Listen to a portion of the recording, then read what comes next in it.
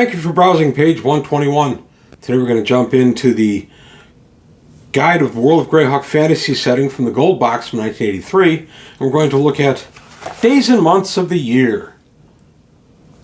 I don't know if a lot of people use these or not. I do use them in my campaign, but I find that my players generally don't care that much about what day of the week it is. Of course, the day can be important.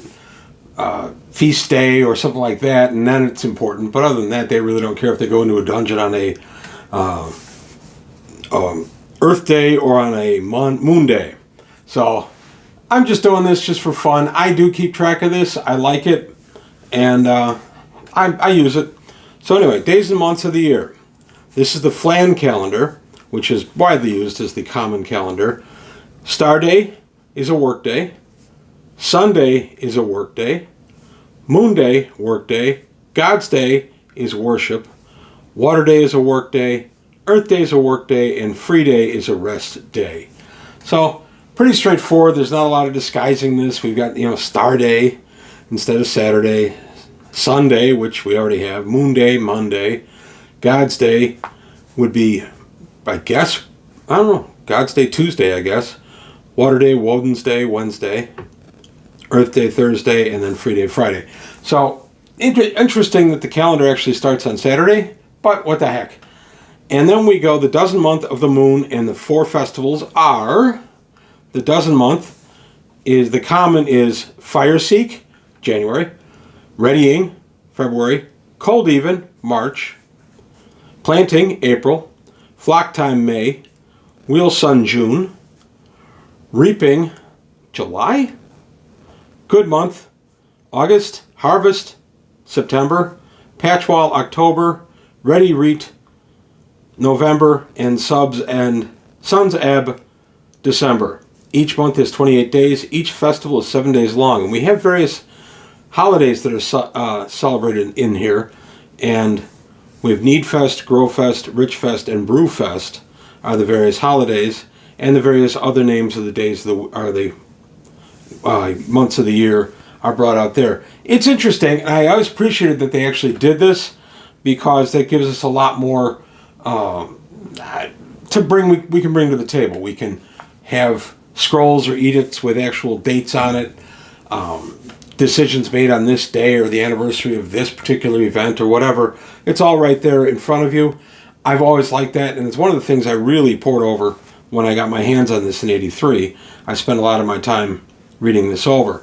And then we have a quick look at climate and seasons, and then trees common to the Flanus and things like that. So there's a lot of good stuff in here. We also have the moons of Oerth. And let's see, what do we have here? Let's see. The heavens are far more important and interesting. We must study the stars, those which wander, and those which are fixed to properly understand astrology. The sun travels around Oerth in 364 days, visiting the 12 layers of the zodiac in an appointed round which never varies. The great moon, Luna, waxes and wanes in fixed cycles of 28 days each, upon which our months are based, while the handmaiden, Selene, the small aquamarine satellite, follows a path which shows her in full beauty but 4 times each year, thus showing us the time for our festivals. When both Great Mistress and Handmaiden are full, things of great portent are likely to occur, depending on the positions of the 5 wandering stars in the layers naturally. For complete details of astrology, we recommend you read such texts as Salvor the Elder's Secrets of Ye Sky Revealed, or Yistro Bilgnard's Astrology, Divinity, and Mankind.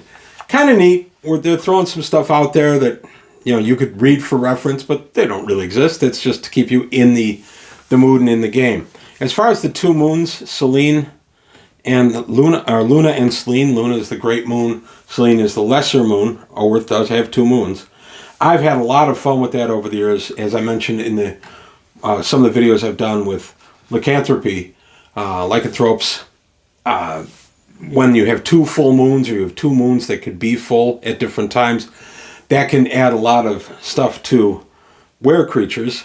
And I've always found that fun too. I've done games where the were creatures were especially strong because both moons were full in the middle of harvester or something like that. I've just had some fun with that, and that's one of the things that I like to do because it kind of makes the world of Greyhawk breathe a little bit more, as if it were a real thing in the real universe. So, just some fun. I really like this box set. I think this box set did a tremendous amount of good things when it came out.